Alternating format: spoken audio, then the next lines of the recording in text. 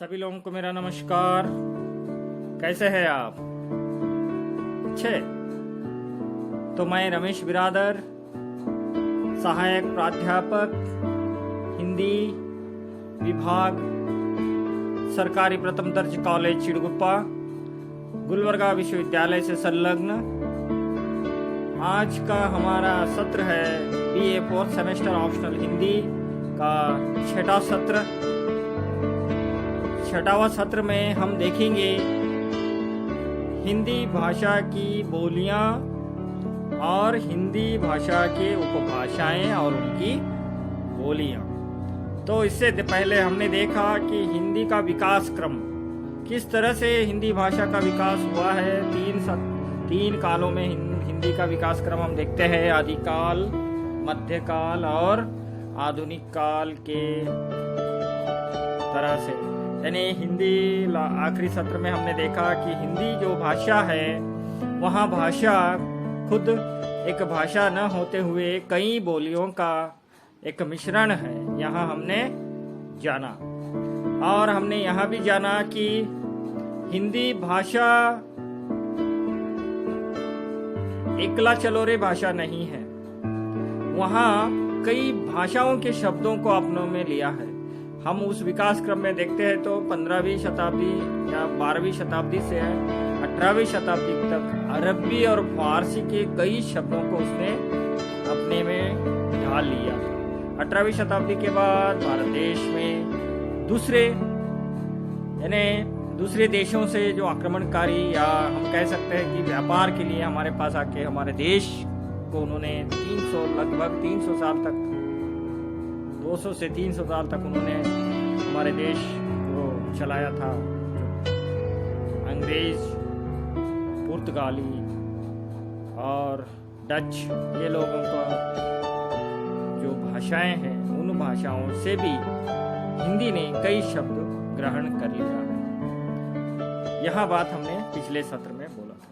तो हिंदी भाषा का जो उपभाषाएं हैं और उनकी जो बोलियां हैं, तो उसको देखने से पहले हम देखते हैं कि हिंदी का खुद का कोई भाषा नहीं है क्या, या हिंदी का उसका कोई अपना क्षेत्र नहीं है क्या? ऐसा हम लोग सोच सकते हैं, मगर ऐसा नहीं है। जो भाषा ज्यादा से ज्यादा लोगों की बोली जाती हो और बड़ी समृद्ध भाषा हो, तो वहां पर कई जनपदों को अपने अंदर ले लेती है, कई परिवेशों को, जनपद व परिवेशों को अपने अंदर ले लेती है, कर लेती है। जैसे आगे जैसे वो जनपद विस्तृत होते जाते हैं, जैसे कि हम देखते हैं कि ब्रज भाषा और अवधी जो है वहाँ स्वतंत्र भाषाएं हैं।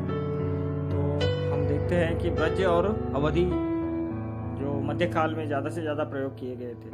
तो हम यहाँ भी प्रश्न उठा सकते हैं कि ब्रज जो तुलसीदास जी का बहुत ही उपयोग किया हुआ भाषा है,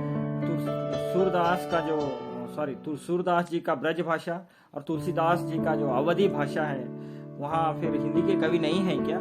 यहाँ भी हमें कई प्रश्न आते होंगे। मगर जो हिंदी जो भाषा है वहाँ इन सब बोलियों का ही मिश्रण हम मानते हैं, और ये इसके सभी बोलियों को हिंदी ने थोड़े शब्द हिंदी ने अपनाया। तो यहाँ पर हम देखते हैं कि कई प्रश्न ये उठते रहते हैं, मगर प्रश्न भाषा वैज्ञानिक दृष्टि से समझा जा सकता है, नहीं तो हम नहीं समझ सकते। और एक प्रकार का प्रश्न है भाषा वैज्ञानिक, और दूसरी प्रकार का हम देखते हैं कि भाषा की संस्कृति का आधार के ऊपर हम उसका समाधान पा सकते हैं। तो हिंदी भाषा प्रसार एवं विस्तार बहुत ज्यादा होते जा रहा है। यहाँ जो परंपरा है, जो भिन्नता है, बोलियों में जो भिन्नता है, इन भिन्नताओं को ही सभी लोगों को एकत्रित करके उसमें से ज्यादा बोली जाने वाली जो खड़ी बोली, जो हिंदी की सामीप्य है, उसे हम हिंदी का रूप दिया है। और आप लोगों को पता होना चाहिए कि खड़ी बोली का मानक रूप ही हिंदी है, हम समझ सकते हैं। यानी उसकी जो लिपि है वो देवनागरी है।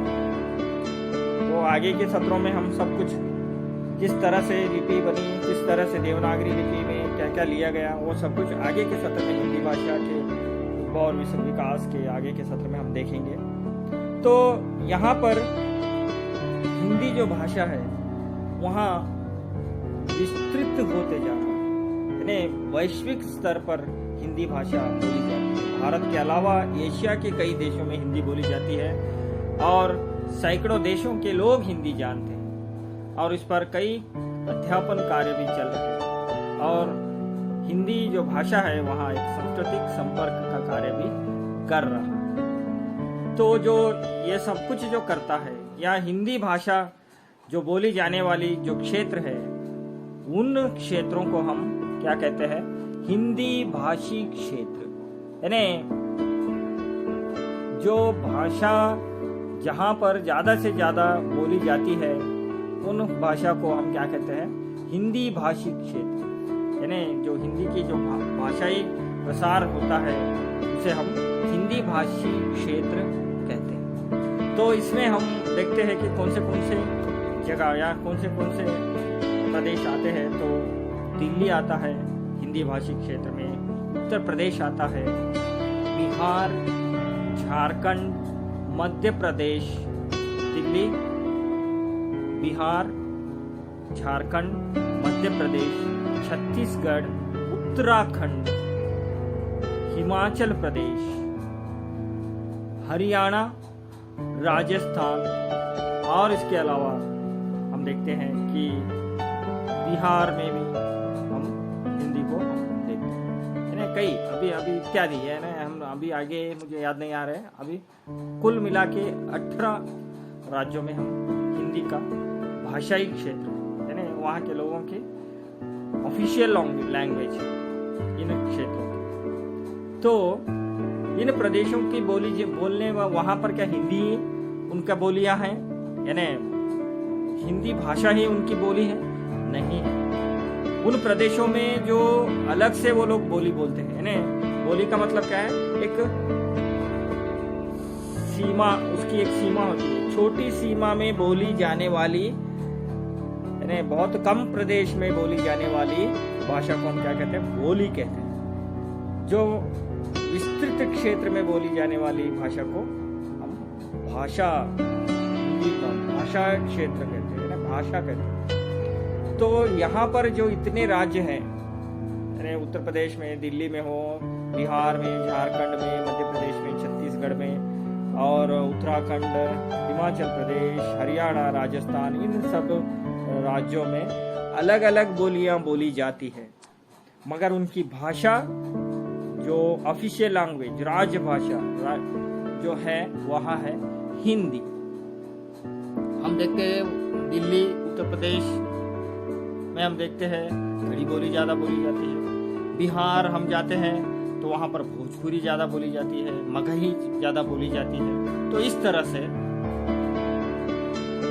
बोली तो बहुत है, मगर जो भाषा है वहाँ सबका हिंदी। तो हम देखेंगे कि हिंदी भाषा के उपभाषाएं कितने हैं और बोलियां कितने हैं, यानी बोलियां कौन से हैं और कौन सी जगह पे वो देखें। तो हिंदी भाषा के उपभाषाएं जब हम देखते हैं तो पहला है हमारी हिंदी की उपभाषा पश्चिमी हिंदी, यानी पश्चिमी हिंदी हमारी पहली उपभाषा है। इसके अंतर्गत हम 5 बोलियों को लेते हैं। पश्चिमी हिंदी जो है उसके अंतर्गत 5 बोलियां हैं, याद रखिए आप, 5 बोलियां हैं। उनमें से पहला है खड़ी बोली। खड़ी बोली का दूसरा नाम है कौरवी, इसे भी आपको याद रखना है। खड़ी बोली पहला। दूसरा बंगारू या हरियाणी का दूसरा नाम क्या है, बंगारू, याद रखिए। तीसरा ब्रज भाषा, पश्चिमी हिंदी के अंतर्गत कौन सा आता है, ब्रज भाषा। फिर चौथा आता है कन्नौजी, कौन सा, कन्नौजी। पांचवा बुंदेली, बुंदेलखंड में बोली जाती है बुंदेली।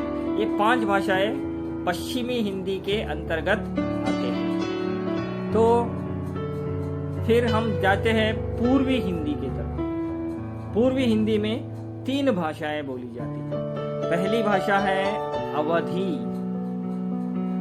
भैंसवाड़ी भी कहते हैं उसे। पहली भाषा है अवधी। दूसरी है बघेली, तीसरी है छत्तीसगढ़ी।